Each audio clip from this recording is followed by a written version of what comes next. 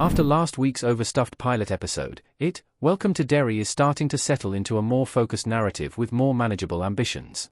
In the shocking final scene of the first episode, the New Losers Club, the group of kids seemingly being set up as the central protagonists of the series, were unceremoniously massacred.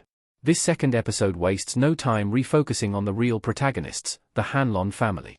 Taylor Page and Jovan Adepo are both terrific actors giving terrific performances, and they tell the story from an interesting perspective.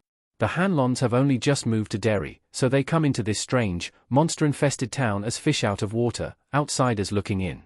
And as a black family in 1962, they're the perfect emotional focal point to explore this tumultuous, transformative time in the United States. The civil rights movement is starting to take off, and President Kennedy is advocating for racial equality, but there's still a long, long way to go. Welcome to Derry is still all over the place, but it jumps between the ensemble a bit more seamlessly in this week's episode.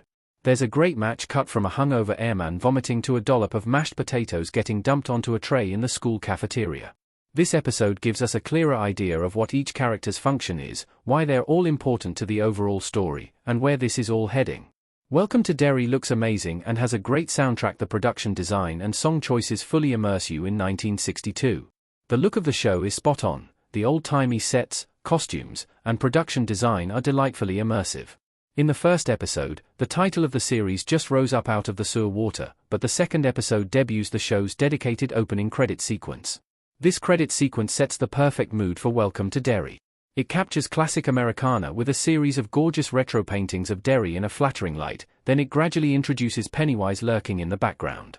This imagery encapsulates the show. It's a glimpse at small-town America in the early 60s, with a really sinister, monstrous underbelly. I'm loving the soundtrack. With all the period-accurate music, it almost plays like the Goodfellas soundtrack. Every song choice, from Percy Faith's theme From a Summer Place to Mario Lanza's recording of You'll Never Walk Alone, imbibes the period setting and creates an unnerving juxtaposition with the horrors on screen. There are a lot of black artists featured in the show, like Frankie Lyman and Dee Dee Sharp, subtly tying into the show's exploration of race relations in civil rights era, JFK-era America. Welcome to Derry is still struggling to deliver genuine scares. All the horror sequences escalate to the point of cartoonish absurdity. Welcome to Derry is still struggling to deliver genuine scares. Even when the show touches on a frightening idea, it tends to escalate it to the point that it stops being scary and becomes silly. The scene where Ronnie gets trapped under the covers in her own bed is a perfect example of a Psycho-style shower scare, taking something that should be safe and comfortable and making it terrifying. But when the bed turns into a womb and Ronnie's mother chastises her for killing her in childbirth and she has to bite through her own umbilical cord, it becomes absurdly unsubtle.